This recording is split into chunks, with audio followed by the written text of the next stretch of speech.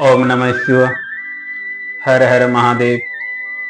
जय माता मनसा रानी नमः। जय मां मातंगे नमः। जी हाँ, मेरे शिव पुराण कथा सुनने वाले सभी माता बहनों भक्तगणों को सैन्य भरा नमस्कार।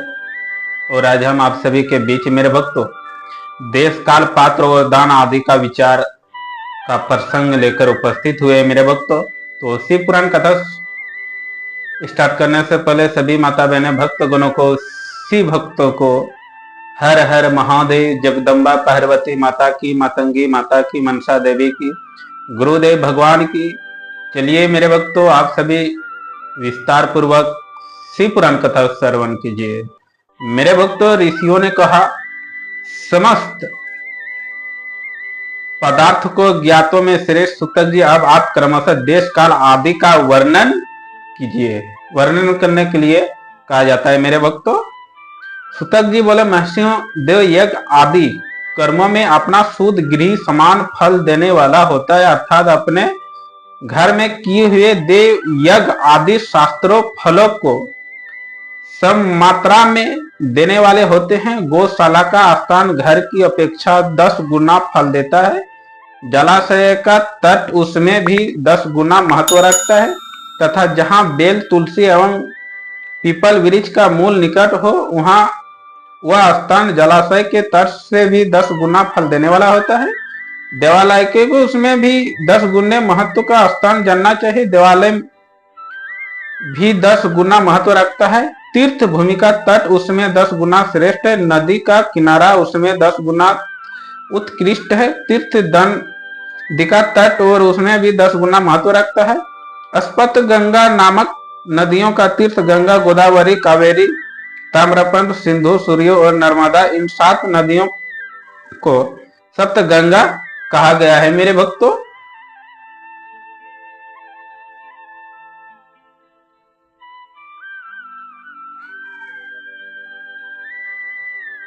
समुद्र के तट का स्थान इनमें से 10 गुना पवित्र माना गया है। और पर्वत के शिखर का प्रदेश समुद्र तट से भी 10 गुना पावन है। सबसे अधिक महत्व वह स्थान जानना चाहिए जहां मन लग जाए। सबसे पवित्र स्थान उसे मानना चाहिए जिस स्थान पे आपका मन, मनोबल और उमंग आता है, उस स्थान को पवित्र मानना चाहिए। यहां तक देश का वर्णन हुआ है। अब काल का तारतम्य बताया जाता है। सतयुग में यज्ञ, दान आदि कर्म पूर्ण फल देने वाले होते हैं, ऐसा जानना चाहिए। त्रेता युग में उसका 3/4 फल मिलता है। द्वापर में सदा आधे ही फल की प्राप्ति कही गई है।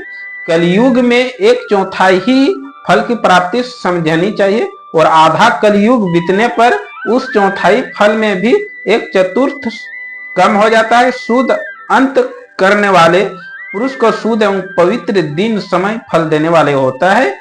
विद्वान ब्राह्मण को शुद्ध संक्रांति दिन क्या हुआ, सत्कर्म पूर्वक शुद्ध दिन की अपेक्षा 10 गुना फल देने वाला होता है। यह जानना चाहिए कि मेरे भक्तों, उसमें भी 10 गुना महत्व उस कर्म का है जो विशिष्ट नामक योग में किया जाता है। दक्षिण नायक आरंभ होने के दिन अर्थात कर्क संक्रांति में किए हुए पुण्य कर्म का महत्व विशेष में 10 गुना माना गया है। उसमें भी 10 गुना मकर संक्रांति और उससे भी 10 गुना चंद्र ग्रहण किए हुए पुण्य का महत्व है।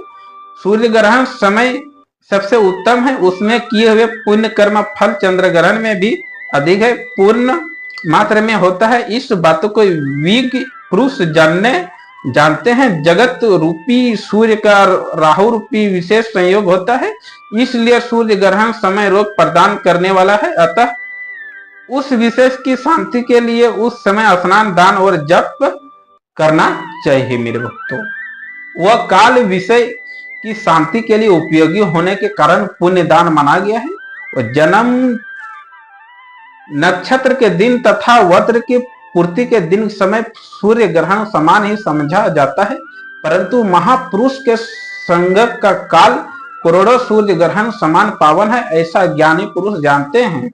तपोनिष्ठ योगी और ज्ञान निष्ठ यति ये पूजा के पात्र है, क्योंकि ये पापों के नाश में कारण होते हैं, जिससे 24 लाख गायत्री का जप कर लिया हो वह ब्रह्मांड भी पूजा का उत्तम पात्र है। वह संपूर्ण फलों और भोगों को देने वाले संपत्ति है, जो पतन से त्राण करता अर्थात नरक में भी गिरने से बचता है। इसके लिए उसी गुण के कारण शास्त्रों में पात्र शब्द का प्रयोग होता है। वह दाता का पात्र कैसे त्राण करने के कारण पात्र कहलाता है। गायत्री अपने गायिका पातन से त्राण करती, इसलिए वह गायत्री कहलाती है। जैसे इस लोकों में जो धनहीन है वह दूसरे के धन नहीं देता, जो यहाँ धनवान है वही दूसरे को धन दे सकता है, उसी तरह जो स्वयं शुद्ध और पवित्रता आत्मा और वही दूसरे मनुष्य को त्राण या उद्धार कर सकता है। जो गायत्री जप करके शुद्ध हो गया है वही शुद्ध ब्रह्मांड कहलाता है। इसलिए दान, जप, होम और पूजा सभी कर्मों के लिए भी शुद्ध पात्र ऐसा ब्रह्मांड ही दान तथा रक्षा करने की पात्रता रखता है। मेरे भक्तों, स्त्री या पुरुष जो भी भूखा हो वही अन्नदाय का पात्र है। जिसको जिस वस्तु की इच्छा है उसे वो उस वस्तु बिना मांगे ही दे दी जाए तो दातों को उस दान का पूरा फल प्राप्त होता है। मेरे भक्तों, ऐसी महर्षियों की मान्यता है जो सवाल या याचना करने के बाद दिया गया है वह दान आधा ही फल देने वाला बताया गया है। अपने सेवकों को दिया हुआ दान 1/4 फल देने वाला होता है। विप्रवर जो जाति मात्र से ब्राह्मण है और दिन दाता पूर्ण वृत्तों से जीवन बीतता है, उसे दिया हुआ धन का दान दाता को इस भूतल पर 10 वर्षों तक भोग प्रदान करने वाला होता है। वही दान यदि वेदवेदता ब्राह्मणों को दिया जाए तो स्वर्ग लोकों में देवताओं के 10 वर्षों तक दी भोग देने वाला होता है। शील और उच्च वृत्ति से लाया हुआ गुरु दक्षिणा में प्राप्त हुआ अन्न धन शुद्ध द्रव्य कहलाता है। उसका दान दाता को पूर्ण फल देने वाला बताया गया है। क्षत्रियों को स्वर्ग से कमाया हुआ, वैश्यों को व्यापार से आया हुआ और शूद्रों को सेवा वृत्ति से प्राप्त किया हुआ धन भी उत्तम द्रव्य कहलाता है। धर्म की इच्छा रखने वाली स्त्रियां जो धन पिता एवं पति से मिला हुआ हो उनके लिए वह उत्तम द्रव्य है। गो आदि 12 वस्तुओं का चैत्र आदि 12 महीनों क्रमशः दान करना चाहिए। गो भूमि, तिल, स्वर्ण, घी, वस्त्र, धान्य,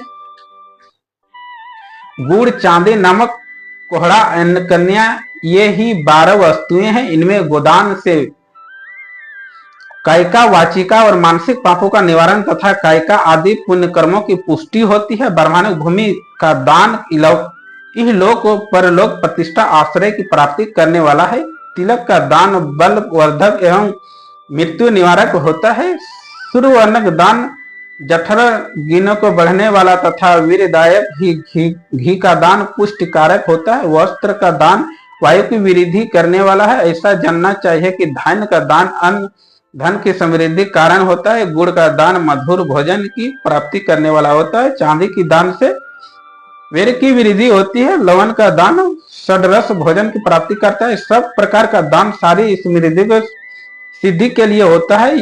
विग पुरुष कुछ मास के दानों को पुष्टिदायक मानते हैं। कन्या का दान आजीवन भोग देने वाला कहा गया है। ब्राह्मणों को वह लोक परलोक में भी संपूर्ण भोगों की प्राप्ति करने वाला है। विद्वान पुरुषों को चाहिए कि जिन वस्तुओं श्रवण आदि इंद्रियों की तृप्ति होती है उनका सदा दान करे।